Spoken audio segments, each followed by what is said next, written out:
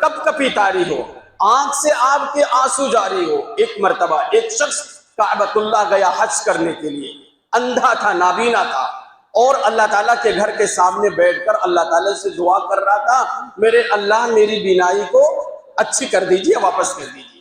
اندھا تھا، اے اللہ مجھے روشنی عطا کر دیجئے۔ ایک بادشاہ کا نام آپ نے سنا ہوگا، حجاج بن یوسف، بڑا سخت، بڑا ظالم تھا۔ وہ خانہ کعبہ کا وہ بھی طواف کر رہا تھا، دیکھا وہ اندھا اللہ کے گھر میں بیٹھ کر، دل اس کا کہیں، دماغ اس کا کہیں، کیفیت اس کی دعا والی نہیں تھی، بس بیٹھ کر دعا کر رہا تھا، آنکھ صحیح کر دیجئے، آنکھ صحیح کر دیجئے۔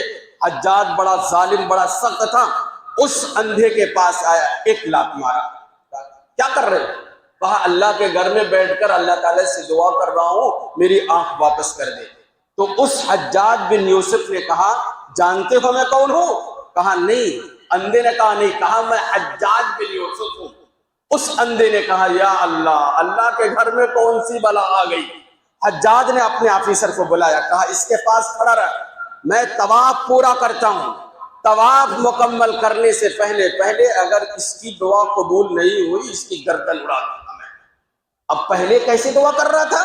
دل کہیں، دماغ کہیں، ذہن کہیں۔ اب حجاج نے چونکہ کہہ دیا کہ تیری گردن اڑا دوں گا، اب پوری توجہ کے ساتھ اللہ تعالیٰ سے دعا کر رہا تھا، میرے اللہ پہلے میں آنکھ سے آنکھ مانگ رہا تھا نا، اب آنکھ نہیں مانگ رہا ہوں، زندگی کا تجھ سے سوال کر رہا ہوں، پورا وجود آپ سے مانگ رہا ہوں۔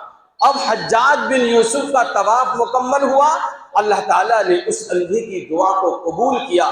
حجاج نے کہا اللہ کے گھر میں بیٹھ کر تیرا دل، تیرا دماغ، تیرا ذہن اگر اللہ کی طرف متوجہ نہیں ہوتا، قیامت تک تو دعا کرتا، تیری دعا اللہ تعالیٰ قبول نہیں کرتا۔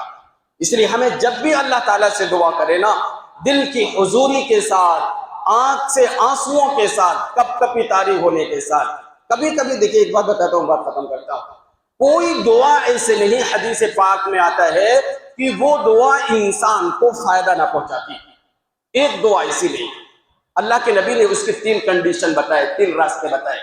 ایک تو میں نے دعا کی کہ اے اللہ میرا یہ کام ہو جائے، اللہ نے دعا میری سن لی، میرا کام ہو گیا۔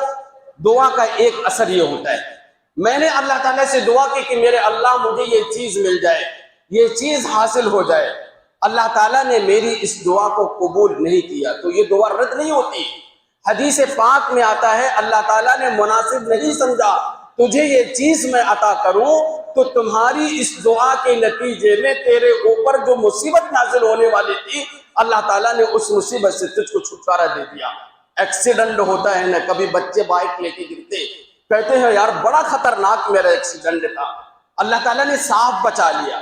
وہ تمہاری وہ دعا تھی جو تم نے اللہ سے کچھ مانگا تھا، اللہ نے تمہیں عطا نہیں کیا، تمہیں ایکسیڈنٹ کے خطرناک موڑ سے تم کو بچا لیا۔